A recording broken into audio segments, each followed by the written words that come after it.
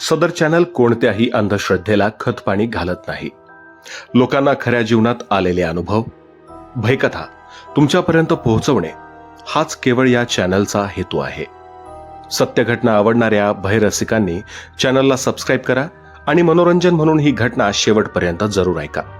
तुमचं परत एकदा मिस्ट्री टेल्स या आपल्या यूट्यूब चॅनलच्या पॉडकास्टवर मी आकाश सहर्ष स्वागत करतो. मित्रांनो, बऱ्याचदा आपल्या आयुष्यामध्ये भयभीत करणारे अनेक प्रसंग घडत असतात. कधी कधी मित्रमंडळींमध्ये असतील, नातेवाईकांमध्ये असतील, हे प्रसंग मांडले तर आपली कोणी खिल्ली तर उडवणार नाही ना, आपल्यावर कोणी हसणार तर नाही ना, म्हणून आपण काही हे अनुभव शेअर करत नाही. परंतु आयुष्यामध्ये ज्या पद्धतीनं पॉझिटिव्ह गोष्टी म्हणजेच देव, धर्म या गोष्टींना आपण मानतो, त्याच प्रकारे निगेटिव्ह गोष्टी हे आहेतच, या मान्य कराव्याच लागतात. अशाच प्रकारचे काही अनुभव आपण या चॅनलद्वारे आपणापर्यंत पोहोचवणार आहोत. आजची कथा माझ्या एका जवळच्या मित्रानं शेअर केलेला त्याचा अनुभव मी तुमच्यापर्यंत पोहोचवतोय. त्यांनी ही कथा ज्यावेळी मला सांगितली तेव्हा ती आपणापर्यंत पोहोचवावं असं मला वाटलं आणि या पॉडकास्टच्या माध्यमातून मी ती आपणापर्यंत पोहोचवत आहे. अमावस्येची ती भयाण रात्र. शिरीष आपला मित्र गणेश याच्यासोबत मुंबईवरून नाशिकच्या दिशेने निघाला होता. कसारा घाटाच्या पायथ्यापर्यंत पोहोचेस्तोवर संपूर्ण अंधार पडलेला होता. वातावरण अचानकच ढवळून निघालं. आकाशात काळे ढग पसरले, विजांचा कडकडाट आणि जोराचा वारा वाहू लागला. आपण घरापासून निघालोय आणि इथे पोहोचेपर्यंत हे वातावरण कसं बिघडलं हे शिरीषला काही समजेना. एक एक वळण टाकत शिरीष कसारा घाट मागे सोडू लागला होता. घाटाच्या एका वळणापर्यंत तो पोहोचला आणि अचानक फटकन आवाज झाला. शिरीषनं गाडीला ब्रेक मारला. गणेश आणि शिरीष गाडीतून उतरले. गाडीचा टायर फुटलेला दिसला. शिरीष आणि गणेशनं आजूबाजूला वातावरणाचा अंदाज घेतला. आजूबाजूला कोणीही नव्हते. अगदी किर्र शांतता, रातकिड्यांचा आवाज, वरती भरलेलं आकाश आणि वाहणारा वारा झाडांची सळसळ अधिकच करत होता. शिरीषनं थोडीशी डेअरिंग करून डिकी उघडली. डिकीतून स्टेपनी काढत त्यानं टायर बदलला. पण अचानक आलेलं हे संकट आपल्याला उशीर करतंय हे त्याच्या लक्षात येत नव्हतं. एव्हाना घड्याळाचा काटा हा 11:30 वाजेपर्यंत जाऊन पोहोचला होता. बराच वेळानंतर शिरीषनं गाडीला स्टार्टर मारला आणि पुन्हा एकदा गाडी सुरू केली. गाडीमध्ये गाण्यांचा आवाज चालू होता. थोडंसं पुढे गेल्यानंतर अचानकच शिरीषची गाडी पुन्हा एकदा गचके देऊ लागली. हे सर्व काय घडतंय हे शिरीषला समजत नव्हतं. आणि अचानक गाडीचा टेप बंद पडला. काय झालं, नक्की काय, काहीच समजत नव्हतं. धो धो मुसळधार पाऊस चालू झाला. विजांचा कडकडाट, मुसळधार पाऊस.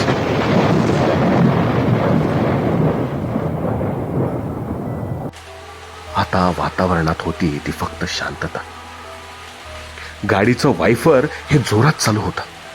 केवळ त्या वायफरचा आणि गाडीच्या टपावर पडणाऱ्या पावसाच्या थेंबांचा आवाज हाच सर्वत्र ऐकू येत होता. थोडंसं पुढे गेल्यानंतर आजूबाजूला कोणी आहे का, कुणाच्या तरी गाडीच्या मागे गाडी धरावी असा विचार करून शिरीष चालू लागला. परंतु लांबपर्यंत पुढेही आणि मागेही कोणती गाडी काही दिसत नव्हती. थोडंसं पुढे गेल्यानंतर त्याला लांबून एका गाडीच्या ब्रेक लाईट्स मागणं दिसत होत्या. त्या लाल बत्तीचा वेध घेत शिरीष गाडी चालवू लागला.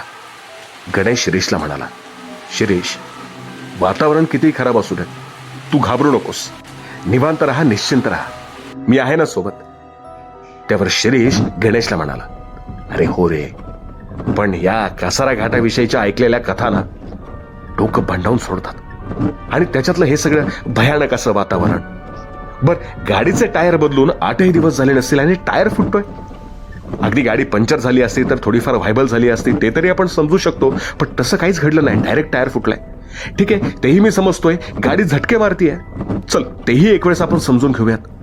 आता टेप अचानक बंद पडायला काय झालं, त्यात हा वरून कोसळणारा पाऊस, कधी एकदा हा घाट पुढे सोडतोय असं झालंय. यावर गणेश त्याला म्हणाला, ठीक आहे, होईल सगळं व्यवस्थित, परमेश्वराचं नाव घ्या आणि गाडी पुढे काढ. समोरून जाणारी ती लाल ब्रेकलाईट दिसणारी गाडी आता दिसेनाशी झाली होती. शिरीषचं लक्ष आता पूर्णतः रस्त्यावर होतं. समोर धुकं पसरलं होतं, त्यामुळं व्यवस्थित काही दिसत नव्हतं. आणि अचानक एका वळणावरती शिरीषनं गाडीला जोराचा ब्रेक मारला, कारण समोर एक स्त्री उभी होती. काय झालं असेल? कोण असेल ही? गणेशनं शिरीषला थांबवलं. अंदाज घेऊन उतर असं सांगितलं. शिरीषनं तिच्याकडे पाहिलं. ती एक साध्या पंजाबी ड्रेसमधली मध्यमवयीन स्त्री वाटत होती. शिरीष म्हणाला, गणेश, ही स्त्री मध्ये का थांबली? हिला कदाचित काहीतरी मदत हवी. आपल्याला हिची मदत करायला हवी.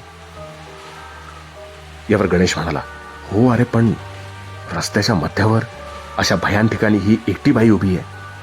कोणी लुटारू असेल, काही असेल तर काय करणार? आणि मगाशी तूच या घाटाविषयी अनेक गोष्टी सांगत होतास. त्यावर शिरीष म्हणाला, अरे हो रे, पण ही बाई काय भूतासारखी दिसते? चांगली धडधाकड बाई आहे, मध्यमवयीन दिसते. आणि राहिल्याविषयी भूताचा, तर ती चेटकिनीसारखीही दिसत नाहीये. तिचे पाय बघ, तेही सरळ दिसतात. चल ये, काय झाले नक्की बघूयात. एव्हाना ती बाई शिरीषच्या गाडीच्या बोनेटपाशी येऊन थांबली होती. ती रडू लागली होती. काय झालं गणेशला आणि शिरीषला समजायच्या आतच त्या बाईनंच येऊन यांच्या गाडीचा दरवाजा उघडला. दोघे जण गाडीतून बाहेर आले आणि तिची विचारपूस करू लागले. ती बाई धाये मोकलून रडू लागली आणि सांगू लागली, माझा नवरा आणि मुलगा माझ्या गाडीत होते. ती गाडी इथून डाव्या बाजूला खाली सरकली. कृपया मदत करा. माझ्या मुलाला त्या गाडीतून बाहेर काढा. शिरीषचं लक्ष त्या बाईच्या चेहऱ्यावर गेलं. तिच्या डोक्यातनं भळाभळा रक्त वाहत होतं. हा नक्की काय प्रकार आहे त्याला समजेना. त्या बाईची मदत करणं गरजेचं होतं. शिरीष आणि गणेश त्या बाईच्या मागोमाग चालत रस्त्याच्या कडेला आले. डाव्या बाजूला असलेल्या घळीमध्ये खरोखरच एक गाडी रुतलेली त्यांनी पाहिली. गाडीच्या जवळ जात शिरीषनं ड्रायव्हर सीटचा दरवाजा उघडला. त्या ठिकाणी स्टेअरिंगवर डोकं आपटून त्या बाईचा नवरा जाग्यावरच मेलेला होता.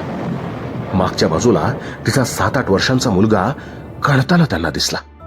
त्यांनी त्या मुलाला बाजूला काढले. ड्रायव्हर सीट शेजारी असणारा डाव्या बाजूचा दरवाजा मात्र उघडाच होता. शिरीषनं त्या मुलाला बाहेर काढलं. गणेशनं आणि शिरीषनं त्या मुलाला उचलून स्वतःच्या गाडीपर्यंत आणलं. त्या मुलाला पाणी पाजलं. तो मुलगा थोडासा शुद्धीवर येऊ लागला. या दोघांनी मिळून त्या मुलाला स्वतःच्या गाडीत घेतलं. आता त्या बाईलाही सोबत घेऊन मदत बघावी या हेतून ते गाडीजवळ गेले. आणि पाहतायत तो काय, गाडीच्या डाव्या बाजूला त्या महिलेचंही प्रेत पडलेलं होतं. ही तीच महिला होती जिनं रस्त्यावर गाडी थांबवून स्वतःच्या मुलाचा जीव वाचवण्यासाठी मदत मागितली होती. शिरीषच्या अंगावर सर्रकन काटा उभा राहिला. यावर दोघांनी लागलेच तिथून पाय काढला. गाडीमध्ये असलेला मुलगा मात्र जिवंत होता. एका आईनं स्वतःचा बळी गेला तरी आपल्या मुलाला वाचवलं होतं. तिच्या मातृत्वाचं ते कर्तव्य तिनं पूर्ण केलं होतं. स्वतःचा जीव गेल्यानंतरही स्वतःच्या मुलाच्या जीवासाठी ती आई धडपड करत होती. शिरीष आणि गणेश त्या मुलाला घेऊन पुढे गेले. जवळच असलेल्या एका पोलीस चौकीपर्यंत जाऊन पोहोचले. तेथील पोलिसांना घडलेला प्रकार सांगितला आणि त्या मुलासाठी मदत मिळवली. मित्रांनो, आपल्याला ही कथा कशी वाटली आहे आम्हाला कमेंट करून नक्की सांगा. आणि आपल्याबरोबर जर असा एखादा भयानक प्रसंग घडला असेल तर त्याविषयीही आम्हाला माहिती द्या.